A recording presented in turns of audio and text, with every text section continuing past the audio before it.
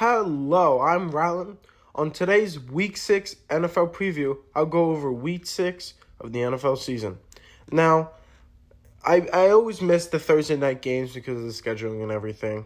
But this game, the 49ers versus Seahawks, was a pretty entertaining game. Final score was 36-24. Now, granted, at halftime it was 16-0, but the Seahawks made up for lost time. Brock Purdy was 18 for 28 for 255 yards and 3 touchdowns. Their run game this year has been phenomenal. You wouldn't believe it when their number one running back, Christian McCaffrey, goes out. But let me just read you what their top 2 running backs have done in this game. 99 yards and 73 yards, and Jordan Mason went out. Now, in the receiving, they had a great game. Deebo Samuel eclipsed 100 yards. Kittle had 58. And finally, Brandon Ayuk, he did something, and the other cast of wide receivers. Now, the Seahawks, at one point, were 3-0. But now, they're 3-3, and it's not looking good. Their division right now is, half and half, because the leading is only 3-3 with the Niners and the Seahawks. Geno Smith was 30 for 52 for 310 yards, 1 touchdown to 2 picks. The run game was not apparent last night, of 32-20 with Kenneth Walker in the touchdown. Believe it or not, old man Tyler Lockett led the team in receiving yards with 4 receptions for 65 yards and a touchdown. DK Metcalf did have 48 yards and 3 grabs, but other than that, he wasn't that productive. This was a very entertaining game, and I think that division is still pretty wide open. Now let's move on to a London game, the Jags and the Bears. The Jags have notched their first win of the season. Good for them. They barely won against Joe Flacco and the Colts. Now they're going overseas to the Bears. Well, technically they're both going overseas, but it's a Bears home game. Now the Jags, historically, within the last couple of years, have played great in London. In fact, I'm pretty sure the last time they won outside of last week was in London. So that shows you how good they are in London and how horrible they are in the States. Maybe they should move to London. Who knows? Caleb Williams, he's playing great this year. I can't deny any of that. The Jags look pretty bad. I think Brian Thomas or Brian Robinson, whoever you say his name, he's pretty good. He's looking very good this year. Yeah, Brian Thomas Jr., on his last game, he had 122 yards and a touchdown. Now, the breakout star, Tank Bigsby, looks phenomenal. Poor Travis Etienne is getting pushed to the side for him. I think he's great, but he might get traded because you don't need 2 of those running backs. You need 1, especially because of the Jags' record. They can offload someone. If they lose this game, their season's pretty much over because they'll be 1-5 in a pretty tough division. The Texans are going to win it. We all know that. So, Bears have played great this year. Keenan Allen hasn't done much this year, but they don't need to. DJ Moore, Norman Dunze, and DeAndre Swift is playing great. He was not doing much during the year up until the last week or two, but he's really shown out for the Bears. So I think it's going to be an interesting game. I'm gonna go with the Bears, but it's going to be close. It's going to be a tomorrow morning, Sunday at 9:30 a.m. in London. Next game, we have a divisional game, Buccaneers versus the Saints. Now, the Bucs have played, up and down this year, and the Saints are starting their backup quarterback, Spencer Rattler. This game, I don't expect much because the Saints don't have a starting quarterback. And if Derek Carr was still in, I was like, if Devontae Adams gets traded over, that team would be insane. But that's not going to happen. And the Buccaneers, they're just turning out wins. Within the last couple of years, they've just owned that division. The first year Brady came to the Bucs, the Saints won the division. And they went on to win the Super Bowl. From then on, they have, since I'm pretty sure 2020, if they've won that division every single time. I'm gonna go with the Bucs in that, and a pretty convincing blowout. Now, granted, it is in Louisiana.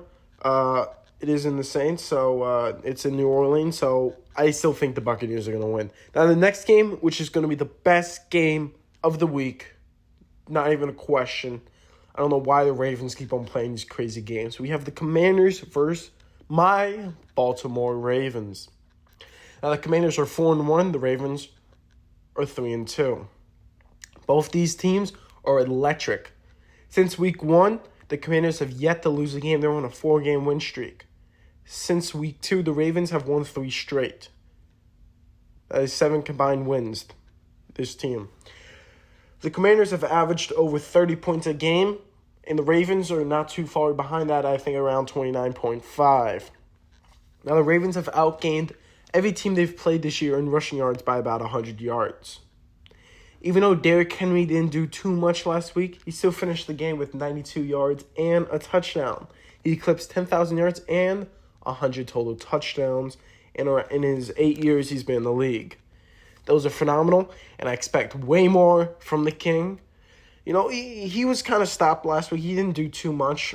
And in overtime, you know, they almost like benched him and gave it to Lamar. That was great. And the one time they give it to Henry just rips it for like a 51-yarder. And, you know, there goes the Bengals. Now the Commanders, they look really good. Jaden Daniels looks phenomenal. That entire team looks great. And we didn't have a big answer for Joe Burrow and the Bengals. In fact, they dropped 38 points on us. Without that botched snap, we would have lost that game. But I think we played better on offense than the Bengals. I mean, the Bengals have 2 of the best wide receivers in the league. I mean, they have Jamar Chase and T. Higgins. Okay, the Ravens have Zay Flowers. Nothing against Zay Flowers. I think Zay Flowers is great, but he can't compare to either one. Now, granted, Zay Flowers had 111 yards, no touchdowns, but they relied heavily on their tight ends for the first time this year. You know, even though Isaiah Likely has been around all year long, you know, getting his touches, getting his touchdowns, Charlie Kolar and Mark Andrews, those 3, had a great day, you know. They combined for 3 total touchdowns and well over 100 yards. So they great day through the air. Commanders look great. Their run game's looking really good. Jaden Daniels is looking great. I mean, the entire team is looking good. Their run defense is almost the worst in the NFL. Same thing with their passing defense. But the Ravens aren't too far behind it, so it might be a shootout. I hope it's not, okay? I think, you know, all these quarterbacks, they play great and great and great. And the difference between good and great, we'll find out here. And we might see a jersey swap at the end of the game. Now, I think Lamar will win, but I think it'll be close. But I hope Lamar balls out. So I'm going to go with the Ravens, of course. Now, in the next game, we have the Cardinals and the Packers. Packers had a rough week against the Rams. And the Cardinals, they're doing fine this year. They're not doing too much to impress me. Marvin Harrison, again, has disappeared for a little bit. I don't know what's happening over there.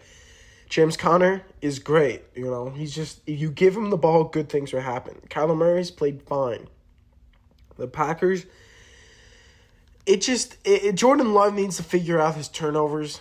He's throwing some bad picks. And I'm pretty confused what he's doing over there. But their team is playing great. And one of the defenders has 5 picks on the year. I think his name is Xavier McKinney. He's playing great. So 5 picks on the year. Could make it 6 against the Arizona Cardinals. They play in Lambeau. So I'm going to give the Packers. I think the Packers are going to win, but I think it's going to be a close game. Moving on against another division team, the Colts versus the Titans. I hope Flacco plays in this game, and I think Flacco will torch the Titans secondary. There's going to be no Jonathan Taylor, so the run game is, nope, not existent. I mean, they have like Tyler Goodsir or something. He's not going to do much on the run game, so I think the Colts are going to beat the Titans. The Titans, I mean, they have a lot of weird talent, if you think about it. They have Tony Pollard, they have Tyler Boyd, and DeAndre Hopkins. Those are 3. 2 of them are out of their prime at this point. I mean, DeAndre Hopkins hasn't done anything this year. Same thing with Boyd. And Pollard has looked fine. He split carries with Tyjae Spears, but I'm not overly impressed in the Colts. Not too impressive with them this year. They've thrown it to Josh Downs, Pittman, Alec Pierce, but they've had a lot of injuries, especially with the run game.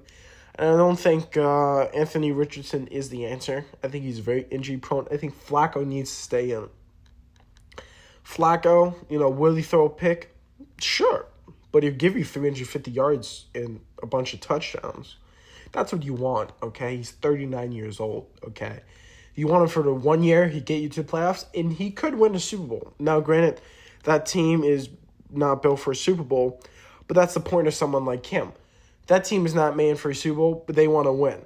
So, Flacco's your answer. So, I'm going to go with the Colts. But the next game, we have the Texans and the Patriots. This game is going to be a blowout. It's not even going to be close. The Patriots are the worst team in the NFL.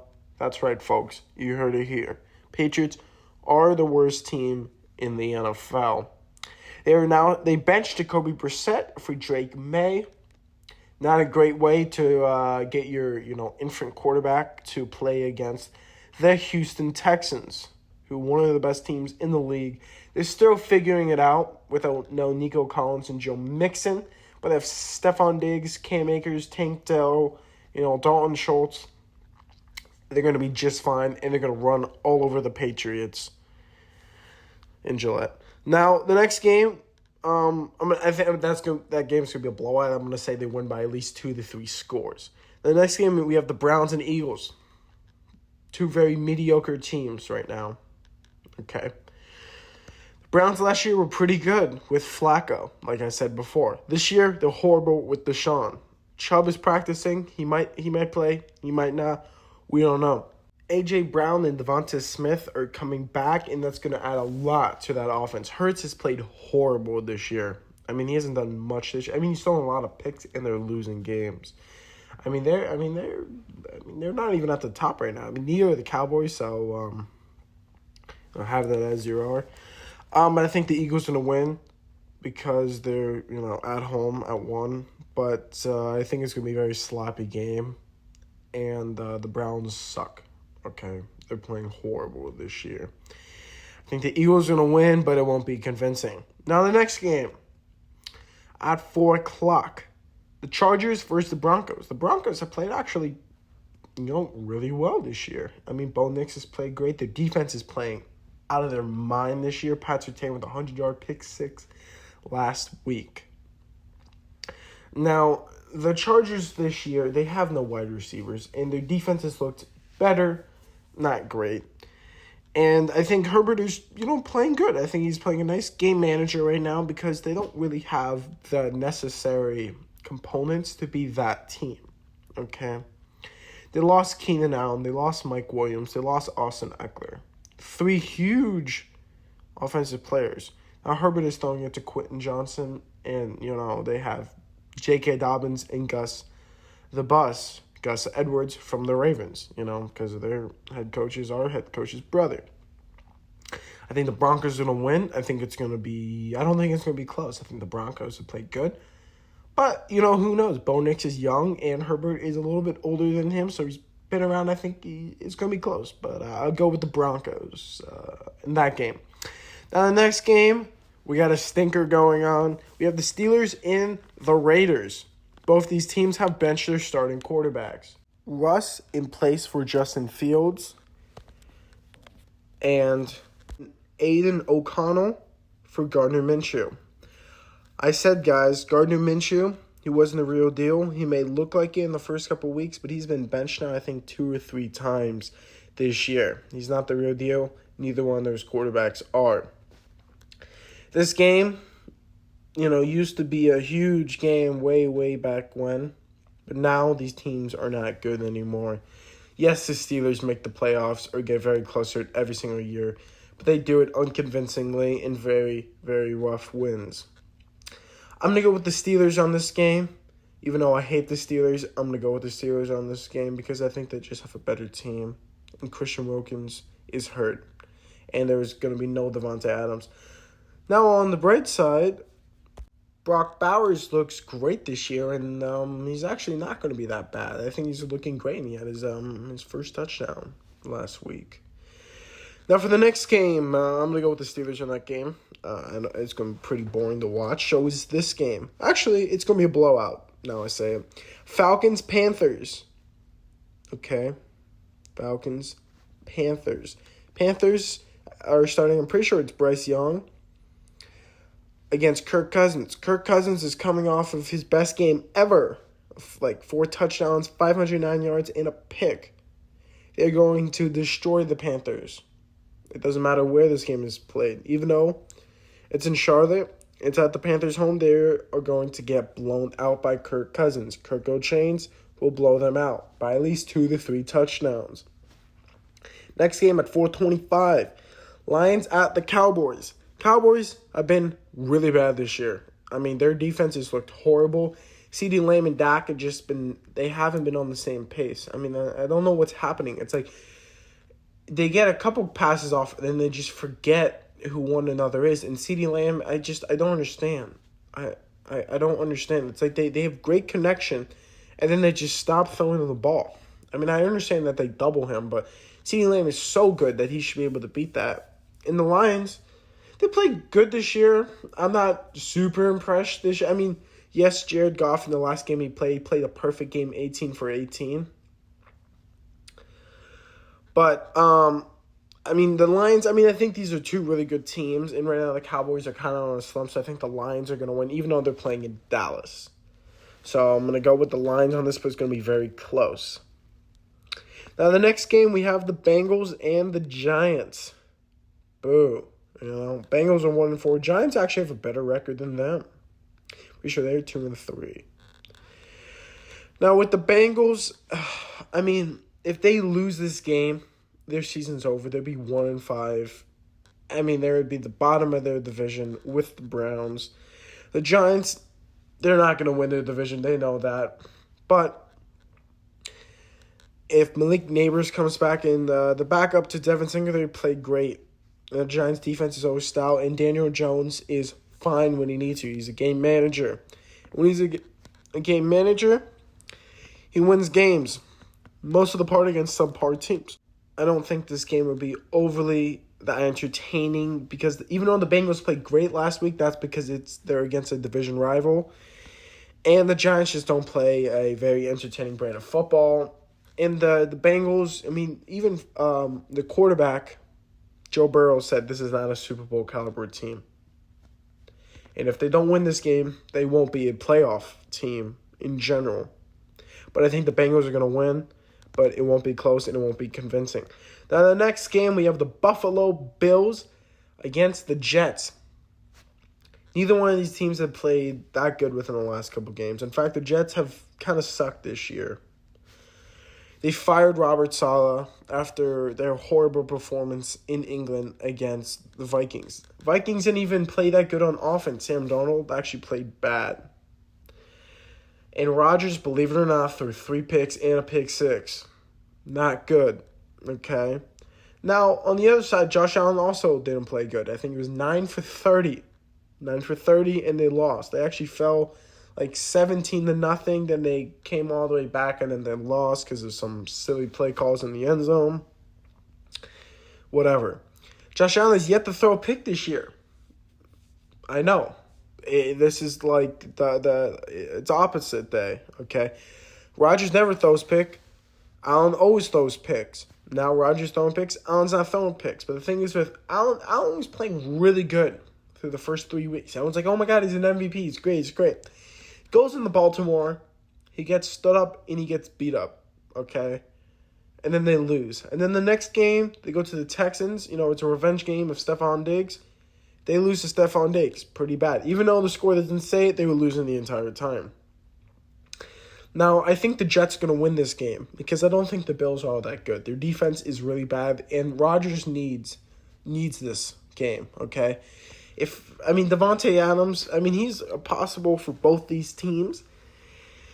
And I'm not sure if you go to either one of these teams because if you're Devontae, you want to go to a Super Bowl winning team, and neither one of these teams have it, okay?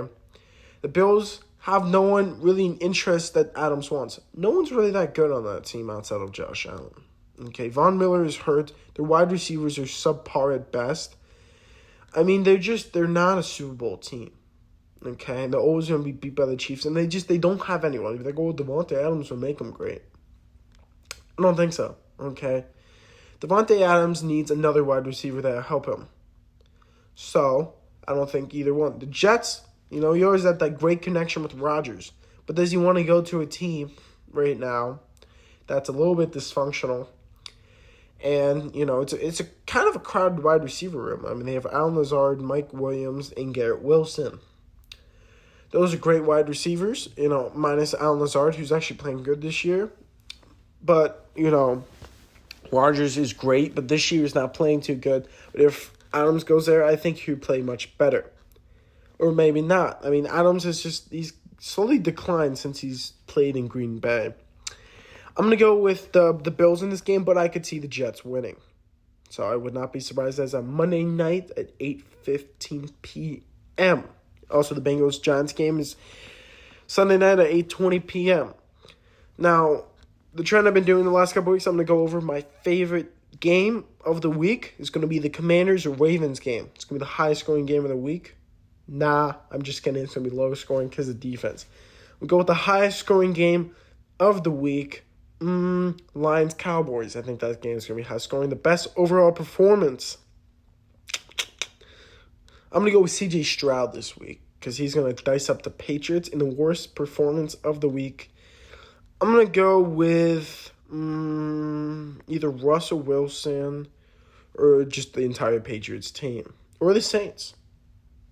What do you think of my pick? I'm Rylan. This is my weekly preview of the NFL season, Week 6.